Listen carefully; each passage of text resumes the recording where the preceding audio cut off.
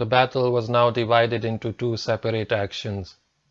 There was the main body of the Muslims holding out against the main part of the Quraysh army, and there was the group with the Holy Prophet holding out against part of Ikrimah's squadron and some of the Quraysh infantry which had returned to attack him. Now began the ordeal of the Prophet.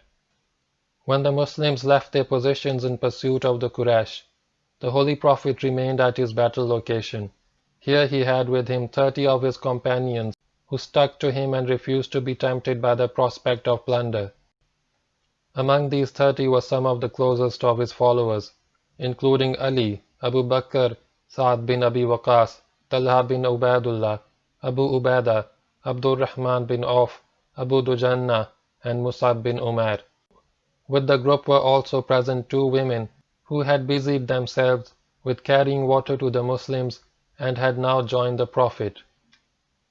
As Khalid captured the archers' position and the Quraysh cavalry began to wheel round to attack the Muslims in the rear, the Prophet realized the seriousness of the predicament in which the Muslims were placed. He could do nothing to control and direct the actions of the main body, for it was too far away, and he knew that his own group would soon be under attack. His present position was utterly untenable, so he decided to move to the foot of the spur immediately behind him, not the spur at the foot of which the Muslim right wing had been placed, and with this intention he started to move backwards. But he had not gone more than about a quarter of a mile with his 30 companions when Ikrimah with his horsemen moved up and barred his way.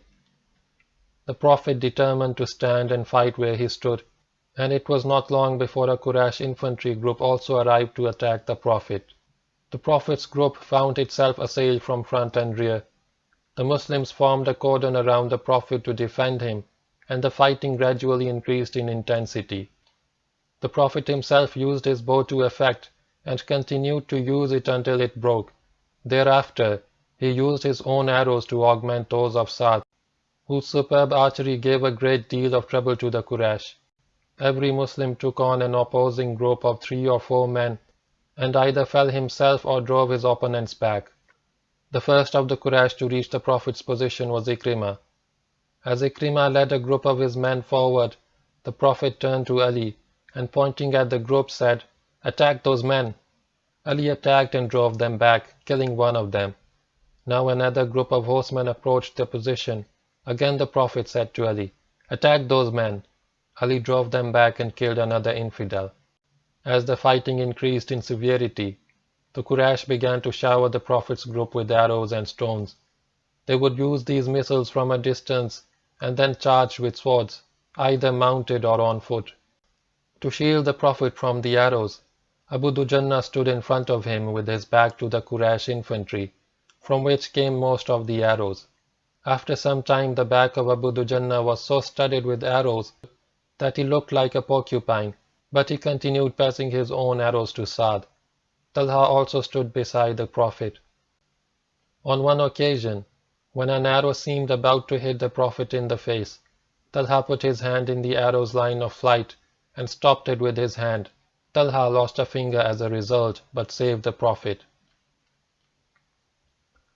Against the main body of the Muslims, Khalid was launching assault after assault with his squadron and doing severe damage. About now he killed his second man, Sabt bin Dahdaha, with his lance. In this battle, Khalid relied mainly on his lance, with which he would run down and impale his adversary. Every time he brought a man down, he would shout, "Take that, and I am the father of Suleiman." The first rush of the counter-attack passed, and was followed by a lull in the Prophet's sector as the Quraysh withdrew a short distance to rest before resuming their attacks. During this lull, one of the Muslims noticed that the Prophet was looking cautiously over his shoulder. The man asked the reason for this, and the Prophet replied casually, "I am expecting Ubay bin Khalf. He may approach me from behind. If you see him coming, let him get near me."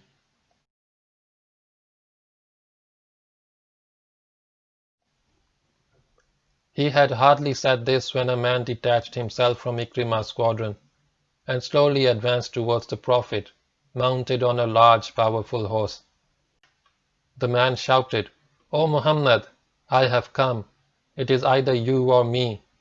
At this some of the companions asked the Prophet for permission to deal with the man, but the Prophet said, "Let him be." The companions moved aside and left the way open for the rider to approach. At the Battle of Badr, a young man by the name of Abdullah bin Ubay, not to be confused with the Abdullah bin Ubay who was the leader of the hypocrites, was taken prisoner by the Muslims.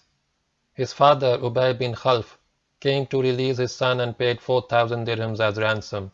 Once the ransom had been paid and the young man released, while still in Medina, Ubay had been insolent to the Prophet.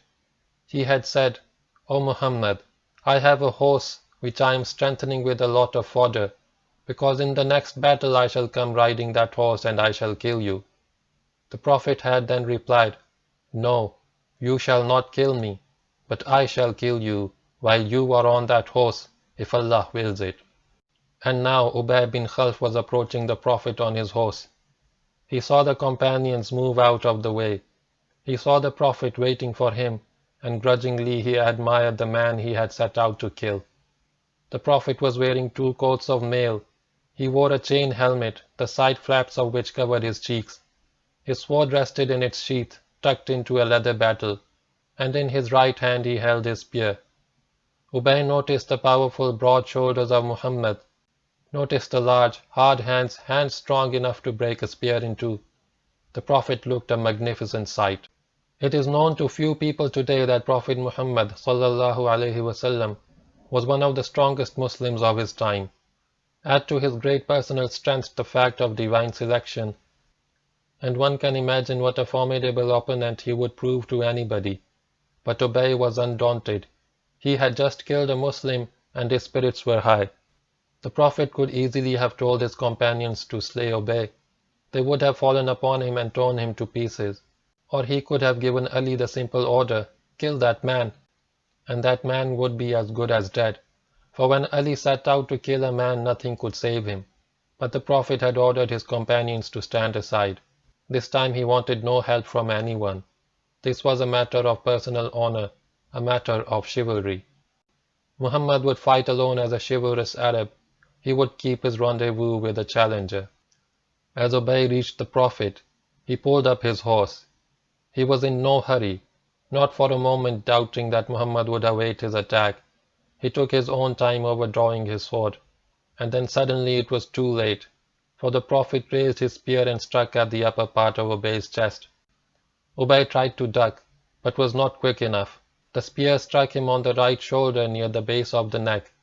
It was a minor wound, but Ubay fell off his horse, and in the fall broke a rib. Before the Prophet could strike again, Ubay had risen and turned tail, running screaming towards his comrades. They stopped him and asked how he had fared, to which Ubay replied in a trembling voice, "By Allah, Muhammad has killed me." The Quraysh examined his wound, and then told him not to be silly because it was a superficial wound which would soon heal. Ubay's voice rose higher as he said, "I shall die." When the Quraysh tried to console him further, Ubay lost all control over himself and in a frantic voice screamed, "I tell you, I shall die. Muhammad had said that he would kill me. If Muhammad were to just spit on me, I would die." Ubay remained inconsolable. When the Quraysh returned to Mecca, he went with them. While they were camped at a place called Saraf, not far from Mecca, the wretched man died. The cause of his death was certainly not the physical effect of the wound, and Allah knows best. The situation gradually became more desperate as the Muslims held on grimly and showed no sign of breaking up. Abu Sufyan and Khalid both wanted a quick decision, for the battle had gone on long enough. The Quraysh therefore decided to press harder and if possible get at the Prophet, as his death would have the probable effect of ending resistance. A strong group of Quraysh infantry consequently advanced against the Prophet. The Muslim defenders continued to fight, and many of them were cut down. 3 of the Quraysh managed to break through the cordon and got within stone-throwing distance of the Prophet. These 3 were Utbah bin Abi Waqas, Abdullah bin Shahab, and Ibn Qamiyah. They all began to hurl stones at the Prophet. The first, a brother of Saad, landed 4 stones on the Prophet's face. broke two of the Prophet's lower teeth, and cut his lower lip. Abdullah managed to land one stone which gashed the Prophet's forehead, while Ibn Qamiya with one stone cut the Prophet's cheek and drove two links of the Prophet's chain helmet into his cheekbone. The Prophet fell to the ground as a result of these blows and was helped up by Talha. At this moment, the few Muslims left with the Prophet counter-attacked fiercely and drove the Quraysh back. Sa'd dropped his bow, drew his sword, and rushed at his brother, but the latter outran him and took shelter in the Quraysh ranks. Sa'd was later to say that he had never wanted to kill a man so badly as he wanted to kill his brother Utbah for wounding the Prophet. There was again a little respite in which the Prophet wiped the blood from his face. As he did so, he said, "How can a people prosper who color the face of their Prophet with blood, while he calls them to their Lord?" Abu Ubaidah, who was a bit of a surgeon, tried to pull out the links which had dug into the Prophet's cheekbone. Finally he had to use his teeth to pull them out, and in the process lost two of his teeth. He later became known among the Arabs as Al-Asram, that is, the one without the incisors. During this respite, the Prophet regained his strength and recovered from the physical shock of his wounds. A black lady by the name of Ayman, who had once nursed the Prophet in his childhood, stood near him. From the Quraysh ranks, a man by the name of Haban bin al-Arqa slowly walked up to within bow range, and fitting an arrow to his bow, shot it in the direction of the lady who was standing with her back to him. The arrow struck Ayman in her backside. Haban found this terribly funny, and roared with laughter as he turned and began to walk back towards the Quraysh. The Prophet saw what happened and was deeply angered. He took an arrow from his quiver and gave it to Sa'd. "Shoot that man," he ordered. Sa'd fitted the Prophet's arrow to his bow and, taking careful aim, fired it at the infidel, hitting him in the neck. This time the Prophet laughed. The Quraysh now started their last onslaught with violent assaults against the Prophet from all directions.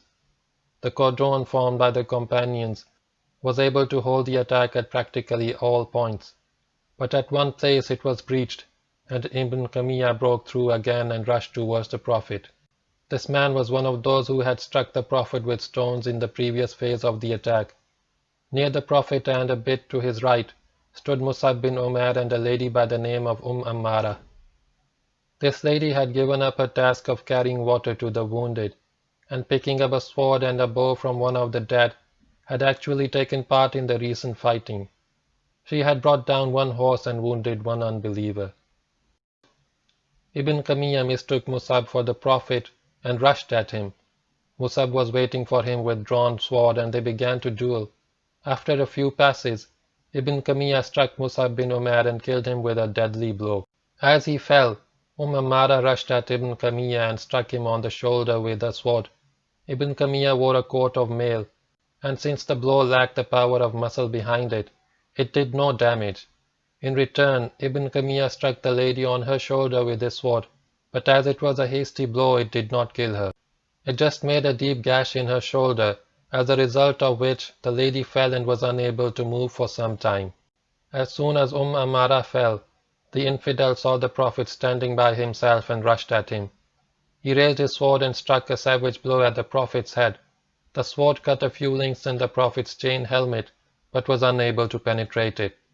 Deflected by the helmet, the sword continued in its thrust and landed on the Prophet's right shoulder. The violence of the blow was such, and the power of muscle behind it so great, that the Holy Prophet fell into a shallow ditch just behind him. From here, he was later lifted up by Ali and Talha.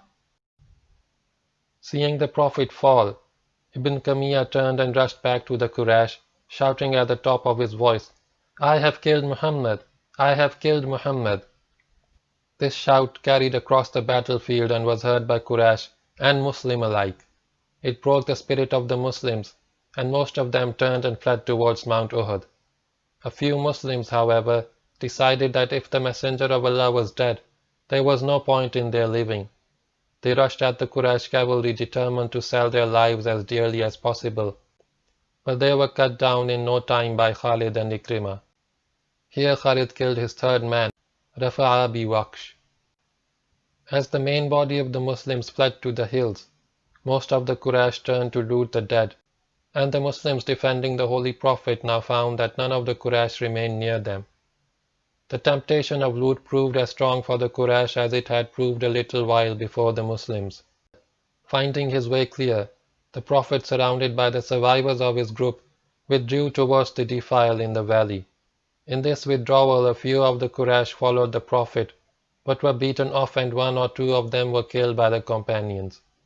Khalid saw the movement of the Prophet's group towards the mountain pass, but made no attempt to intercept it, for he was busy pursuing the main body of the Muslim infantry. Thus the Prophet had no difficulty in reaching the defile, and the group climbed the steep slope of the spur, where it formed a rocky bluff about 400 feet high, on the east edge of the defile. Here the Prophet stopped in a cleft in the rock to survey the tragic panorama which stretched before him. Of the group of 30 who had fought with the Prophet in the preceding few actions, only 14 remained, and most of these were wounded. 16 of them had fallen in defense of the Prophet and in the way of Allah. Thus the Muslims abandoned the field of battle. Some fled in panic far away, some returned to Medina. Some did not rejoin the Prophet till 2 days later, but those who intended to seek refuge in the hills moved in small groups, fought their way through the Quraysh cavalry, and reached the foot of Mount Uhud. Here they dispersed, some taking shelter in the foothills, some climbing up to the ridge, others hiding in the re-entrance. None of them knew what he would do next. The Quraysh were in a complete command of the battlefield. On arrival at the defile, the Prophet had some time to see to his wounds. Here his daughter Fatima joined him. Ali brought water in his shield from a nearby pool, and Fatima cried softly as she washed the blood from her father's face and dressed his wounds. In the shelter of this difficult pass, where the Quraysh could not attack in strength, the Prophet rested his weary body. Of the Muslims who had taken shelter on Mount Uhud, some were moving about aimlessly, not knowing where to go or what to do. One of them, a man named Khalid bin Malik, wandering towards the defile, saw the Prophet and recognized him. This man had a powerful voice. He climbed onto a large rock, and facing the direction where he knew most of the Muslims had taken shelter, he shouted, "Rejoice, O Muslims! The Messenger of Allah is here!" As he shouted, he pointed with his hand towards the Prophet. As a result of this call, which was not heard by the Quraysh, many groups of Muslims moved over the hills and joined the Prophet. These included Umar, whose delight at seeing the Prophet again was boundless. Meanwhile, Abu Sufyan was looking for the body of the Prophet. He wandered over the battlefield and looked at each dead face, hoping that he would see the face of his enemy. Every now and then he would ask his men, "Where is Muhammad?" While he was so wandering, he came across Khalid and asked him the question.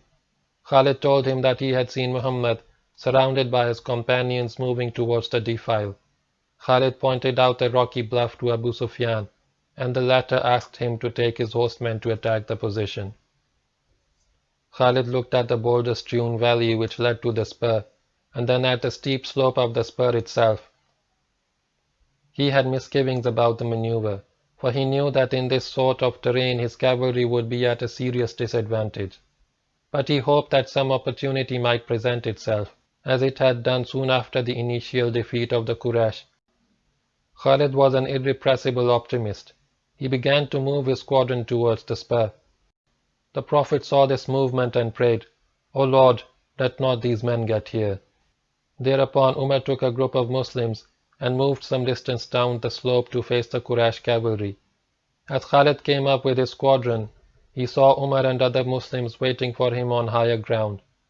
Khalid realized that the situation was hopeless, that not only was his enemy better placed, but his own cavalry would be unable to maneuver in this difficult terrain. He withdrew, and this was the last tactical maneuver in the Battle of Uhud. Abu Sufyan and Khalid, among many others, now saw a sight which they would never forget, and of which they did not approve. The battlefield where the Muslim martyrs lay was invaded by Hind and Quraysh women. Hind found the body of Hamza and, knife in hand, fell upon it. Hind was a large, heavily built woman and had no difficulty in mutilating the corpse. She cut open the belly and pulled out Hamza's liver. Slicing off a piece of it, she put it in her mouth, and she swallowed it. She then cut off Hamza's nose and ears, and made the other women do the same to many of the other corpses. The savage now approached Hind. She turned to him, took off all her ornaments and gave them to him. "And when we get to Mecca," she said, "I shall give you 10 dinars. Having disposed of her own jewelry, she made a necklace and anklets of the ears and noses of the martyrs who had been mutilated, and she put on these grisly ornaments. Having done so, this extraordinary woman sang, 'We have repaid you for the day of Badr, one bloody day after another. I could not bear the loss of Utbah, or of my uncle, my brother, my son. Now my heart is cooled, my vow fulfilled, and the savage has driven the pain from my heart. The savage shall I thank as long as I live, until my bones turn to nothing in my grave.'" Soon after this gruesome drama had been enacted, Abu Sufyan walked up the valley. He was still hoping that Muhammad might be dead, but Khalid had made a mistake. He climbed onto a large rock some distance from the Prophet's position and shouted, "Is Muhammad among you?" The Prophet motioned to his companions to remain silent. Abu Sufyan repeated the question twice, but there was no reply. Then thrice Abu Sufyan asked, "Is Abu Bakr among you?" And thrice he asked, "Is Umar among you?" There was nothing but silence from the spur. Abu Sufyan now turned towards the Quraysh, who stood not far from him, and shouted, "These 3 are dead. They will trouble you no more." At this Umar could no longer restrain himself and roared at Abu Sufyan, "You lie, O enemy of Allah! Those whom you have counted are alive, and there are enough of us left to punish you severely." Abu Sufyan's response was loud and contemptuous laughter. He knew that the Muslims were in no condition at the moment to punish anybody, but he called to Umar, "May Allah protect you, O son of Al-Khattab! Is Muhammad really alive?" "By my Lord, yes, and even now he hears what you say." "You are more truthful than Ibn Kamiyah," replied Abu Sufyan. Then took place a last dialogue between Abu Sufyan and the Prophet. The Prophet did not speak personally to his enemy, but would tell Umar what to say, and Umar would shout a reply back at Abu Sufyan. Abu Sufyan, "Glory to Hubal, glory to Uzza." The Prophet, "Glory to Allah, most high and mighty." Abu Sufyan, "We have Uzza and Hubal, you have no Uzza and Hubal." The Prophet, "We have Allah as Lord, you have no Lord." Abu Sufyan, "The deed is done. This was our day for your day of Badr. The destiny of war is not constant. We shall meet at Badr again next year." The Prophet, "At Badr we shall meet. You have our pledge." Abu Sufyan, "You will find among your dead some who have been mutilated. I neither ordered this nor approved of it. Do not blame me for this." Having made this last statement, Abu Sufyan turned away and walked back to his army. The Quraysh left the battlefield and gathered in their old camp of the day before. As they left, the Holy Prophet sent Ali as a scout to see how the Quraysh were mounting camels or horses. Ali carried out his reconnaissance and returned to the Prophet to report that the Quraysh were mounting camels and were leading their horses. The Prophet observed, "That means that they intend to return to Mecca and will not attack Medina. Had they wished to attack Medina, they would have mounted their horses for battle. In that case, by my Lord, I would have gone this very instant to fight them again." The Quraysh spent the night in Hamratul Asad, 10 miles from Medina. The Muslims returned to Medina, except for some stragglers who were to turn up the following day and the day after. The next morning the Holy Prophet got up and put on his armor. His face showed clear signs of the damage which it had suffered in the battle. His cheek, forehead and lip that had been badly cut was still swollen. The loss of his 2 teeth caused him pain, and his right shoulder hurt badly where the sword of Ibn Kamiyah had landed. This shoulder was to trouble him for a whole month. The Prophet sent for Bilal, his muazzin, and ordered him to call the faithful to battle. Only those would be permitted to join this morning's expedition who had taken part in the battle of the day before. The thundering voice of Bilal rang across the streets of Medina and carried the message into every believer's home. The Muslims rose from their mats as they heard the Prophet's orders to assemble for battle. Most of them were wounded, some more severely than others. They had spent a sleepless night in pain and suffering. All night long the women had been busy nursing the soldiers, washing and dressing their wounds. Not many of the Muslims were in fit shape for battle, but they got up from their mats. There were no groans or cries of pain. Some limped, others used hastily improvised crutches, yet others put their arms around their comrades to get support as they walked. They came limping and staggering towards the Prophet.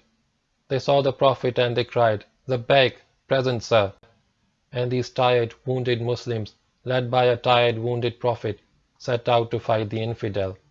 They numbered about 500. As the Muslims were assembling for battle, a wild argument was taking place in the Quraysh camp. Ikrimah, no less aggressive than he had been the day before, was insisting on the return to battle for the reason that the Muslims were in a bad way as a result of the battle, and now was the time to seek them again and completely crush them before they recovered from the setback. "Enough is enough," replied Sufyan bin Umayyah. "We have won the battle, and this victory should be sufficient for us. If the Muslims are in a bad way, we too are not in perfect condition. Most of our horses and many of our men are wounded. In the next battle, if we fight with our present strength, we might not be as lucky as we were yesterday." By now the Quraysh leaders had also heard of the defection of the 300 hypocrites. The fear that troubled them was the possibility of the return of these 300 in a repentant mood to the Prophet, for this would considerably augment the strength of the Muslims with fresh troops. While this argument was in progress, the Quraysh soldiers discovered and caught 2 Muslim scouts who had been sent by the Prophet to seek information of the Quraysh. These scouts were promptly killed, but their presence confirmed the fear of Sufyan and Abu Sufyan that the Muslims were in an aggressive mood and sought battle. Abu Sufyan promptly gave orders for the move to Mecca, and the Quraysh army rode away. In the afternoon the Muslims arrived at Hamratul Asad and found it deserted. They set up camp. After 4 nights at Hamratul Asad, they returned to Medina. The campaign of Uhud was over. A total of 70 Muslims had fallen in battle. Abu Sufyan had killed 1. Sufyan bin Umayyah, Khalid, and Ikrimah had each killed 3 Muslims. On the Quraysh side, 22 unbelievers had been killed, including 6 by Ali and 3 by Hamza. It was a defeat for the Muslims, but not a decisive one. This was the second major battle in the history of Islam. It was the first battle in which Abu Sufyan commanded an army against the Muslims, and the first battle in the life of Khalid. The Holy Prophet lost his battle, and the blame for this rests squarely on the shoulders of the fickle archers who disobeyed the orders of the Prophet and of their own immediate commander. In fact, in leaving their position, these archers momentarily ceased to be Muslims and became tribal Arabs bent on plunder. Several writers have expressed the opinion that the Arabs of this period were ignorant about regular warfare, that militarily they were nothing better than raiders, and that they knew nothing about regular battles. It has been suggested by many of these writers that the Arabs learnt the art of war from the Romans and the Persians, with whom they came into military contact after the Prophet's death. This is just not true. We have already considered the dispositions adopted by the Prophet and the sound military reasons underlying his deployment. It should also be noted that in selecting the battlefield the Prophet left Medina open to assault by the Quraysh. Medina was the base of the Muslims, but the route to that base, which ran south of the Muslim position, was open to Abu Sufyan. The Muslims were not in the way of Abu Sufyan had he decided to move to Medina. In this decision, the Prophet guessed rightly that Abu Sufyan would not dare to move to Medina, because in doing so, he would expose his flank and rear to attack by the Muslims, and this is just what happened. Abu Sufyan did not move to Medina for fear of the Muslims who stood on the flank of the route, This was a classic example, repeated time and again in military history, of a force defending its base not by sitting on it for a frontal action, but by threatening from a flank any enemy movement towards that base. While Abu Sufyan was forced to fight the battle under conditions not favorable to him, the disposition of his forces was sound, following the normal pattern as practiced by the Romans and the Persians of having a main body of infantry in the center and mobile wings for maneuver against the enemy's flanks and rear. So far as the selection of the battlefield and the dispositions are concerned, it is doubtful if any Roman or Persian general commanding these forces could have acted differently and deployed the forces in another manner than done by the Prophet and Abu Sufyan. Certainly no critic has offered us a better solution. Another important fact which this battle brings out is the military judgment and skill of Khalid. When the main body of the Quraysh fled, its smaller parts, the cavalry squadrons, remained firm on the battlefield. Generally, when the bulk of an army flees, its parts do not remain. In this we see the unusual courage of Khalid and Ikrimah in keeping their squadrons under control on the battlefield. Although reason could suggest no possible advantage in doing so, we see the patience of Khalid and his refusal to accept defeat. It was only the keen eye of Khalid which observed the opening left by the archers when they abandoned their position. He saw the opening and took an immediate decision to exploit the opportunity with a rapid riposte which would give him into the vulnerable rear of the Muslims. It was this brilliant maneuver by Khalid which turned the near-complete victory of the Muslims into their near-complete defeat. We also see the determination and doggedness of Khalid in the relentless pressure which he maintained against the stubborn Muslims until they broke. His killing 3 men showed the personal courage and fighting skills of the man, possessing the boldness and dash of youth and the patience and judgment of age. Khalid showed promise of great military achievements. This was the first battle of Islam in which a fine maneuver was carried out. Henceforth, maneuvers and stratagem would achieve more prominence in Muslim battles. Some of the names that have been mentioned in this account would achieve undying fame within the next 2 decades as victor and conquerors: Khalid, Amr bin al-As, Abu Ubaidah, and Sa'd bin Abi Waqqas. End of chapter 3.